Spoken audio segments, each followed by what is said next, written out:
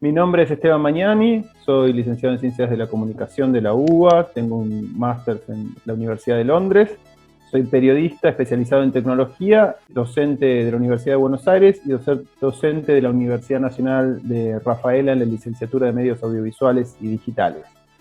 Publiqué varios libros, el último de ellos es La Jaula del Confort, que trata sobre temáticas de tecnología, economía, sociedad, subjetividad, etc.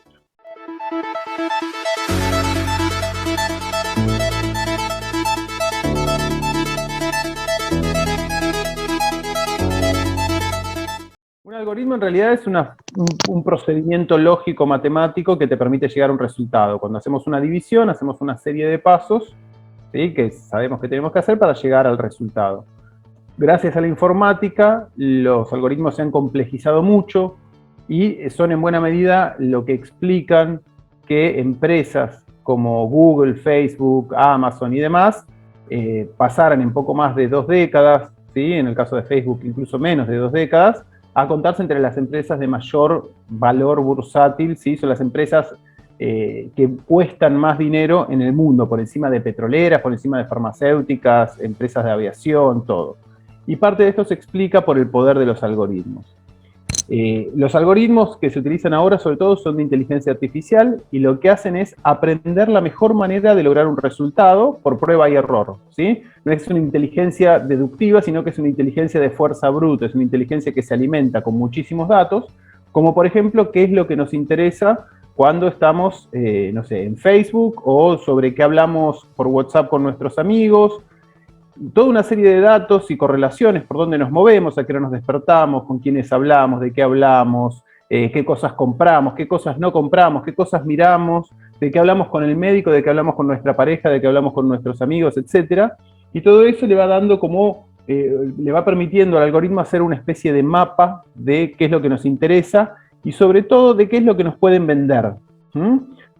Es como los estudios de marketing que se hacían antes, donde iban y le preguntaban a alguien, uy, ¿qué aceite usa? ¿Por qué? ¿Cuál le gusta más? Y qué sé yo, que era con una muestra muy pequeña. Ahora esa información fluye constantemente, millones y millones de datos permanentemente hacia los servidores que los analizan y hacen que seamos un poquito más manipulables y un poquito más predecibles, e incluso, como dice una investigadora estadounidense que escribió un libro recientemente que se llama La era del capitalismo de vigilancia, se puede crear un mercado de comportamientos futuros, ¿sí? Un mercado en el cual, a partir de ciertos datos de ciertas personas, se sabe quién es influenciable en determinado sentido.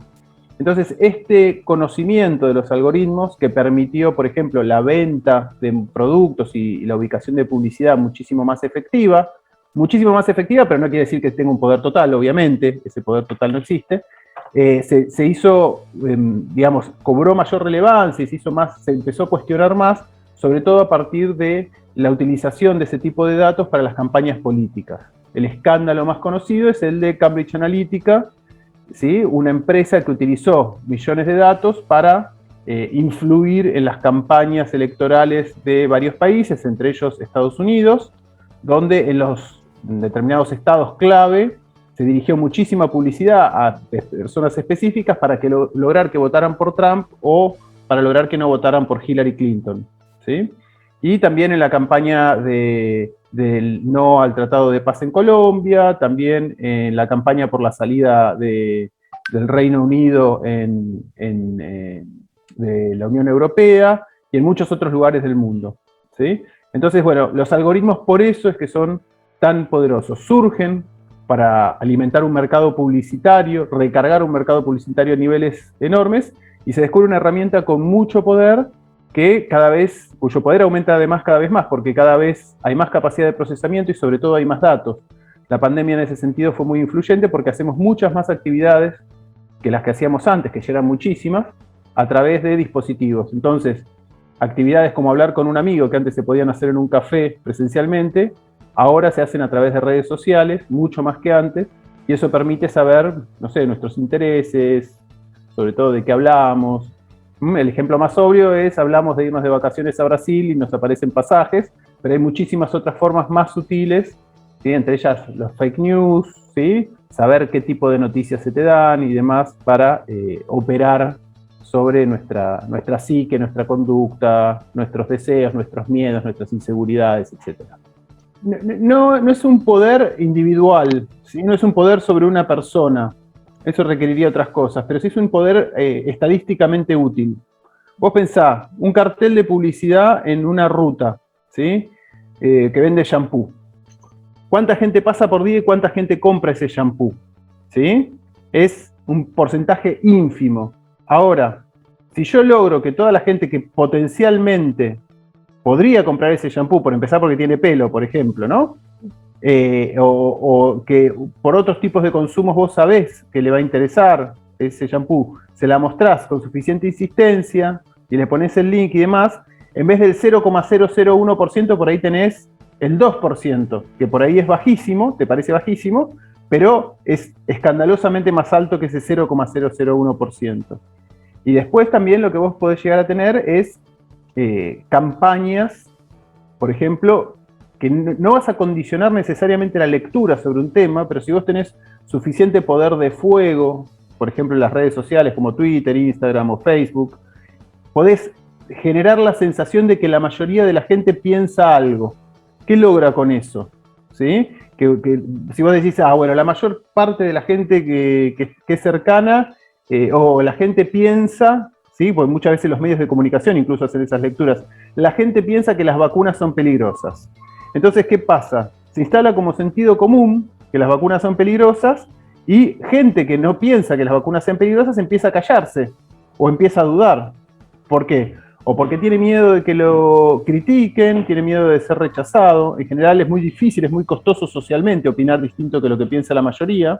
Entonces, vos lográs que una minoría parezca suficientemente intensa como para parecer mayoría, lográs silenciar las voces disidentes. Después viene todo lo de la cultura de la cancelación, ¿sí? Alguien que se anima a elevar la voz en contra de lo que se intenta instalar, prácticamente se lo cancela, se lo insulta, se lo agrede hasta que no soporta la presión y prefiere autocensurarse. Entonces hay todo, por eso te decía que es un modelo económico proporcionalmente mucho más efectivo que el anterior, que tiene toda una serie de efectos secundarios y utilidades en otros tipos de mercados, de situaciones, o incluso entre los chicos, ¿no? El hecho de no formar parte de un juego, ¿sí? Ahora en vez de encontrarse en la plaza, los chicos se encuentran en la Play, entonces hay una presión brutal ahí para que un chico tenga la Play porque si no, no juega con los amigos. Empiezan a ocurrir otras formas de presión social. Las redes sociales, los dispositivos, las plataformas y demás, no es que se imponen por sí mismos, sino que en muchos casos lo que hacen es encontrar, por medio de prueba y error, mecanismos sociales preexistentes entre los cuales se meten. Por ejemplo, la presión social para estar en determinada red social, porque si no, no te enteras de las fiestas que hacen tus amigos, ¿sí? O no podés jugar con ellos. O en el trabajo, si no utilizás determinada aplicación, no podés trabajar. Muchas otras cosas que forman parte de una presión social para estar. Yo lo que creo es que no hay una salida individual a esto. Uno puede hacer reducción de daños, ¿sí? Puede usar software libre, pueden no tener instaladas las aplicaciones en el celular como para que no le estén llamando la atención e interrumpiéndolo permanentemente, obligándonos a pensar en lo que la empresa necesita y no lo que nosotros queremos pensar. Pero creo que sobre todo lo que se está viendo es que el efecto sobre la sociedad es más importante de lo que se previó en su momento. Entonces lo que está empezando a pasar es que de la misma manera en que, no sé, un Estado, el ANMAT, decide qué medicamentos entran a nuestro país, ¿sí? ¿Por qué? Porque no es simplemente que entra cualquier medicamento y se vende en la farmacia porque el mercado lo quiere. Se fija si eso es bueno o malo para la sociedad. Entonces ahora el Estado está empezando a analizar, sobre todo en Estados Unidos, si una aplicación puede ser perjudicial para su población. Donald Trump, por ejemplo, habló de WeChat y TikTok, que consideraba problemáticos para la seguridad en su propio país porque eran plataformas chinas que se llevaban datos de sobre todo jóvenes norteamericanos. Entonces hay que empezar a analizar a nivel de Estado, hacer campañas de educación, exigir que, por ejemplo, no se lleve la información o que esa información se almacene o cuáles son los límites de usos de esas informaciones. Ahora la Secretaría de Comercio está haciendo una investigación de oficio acerca de las nuevas condiciones de uso de WhatsApp. O sea, el hecho de que yo tenga que usar, porque aparte hay un montón de gente con la cual solo podría hablar en WhatsApp, por WhatsApp, es prácticamente un control monopólico, entonces no pasa a ser un servicio no debería ser tratado como un servicio que tiene que seguir determinadas reglas, puede hacer lo que quiere lo que quiera con los datos que yo le doy, ¿sí? Solamente porque yo acepto condiciones de uso que seguramente no leí, porque nadie lee las condiciones de uso, porque sería imposible, necesitarías un abogado y muchísimo tiempo para hacerlo.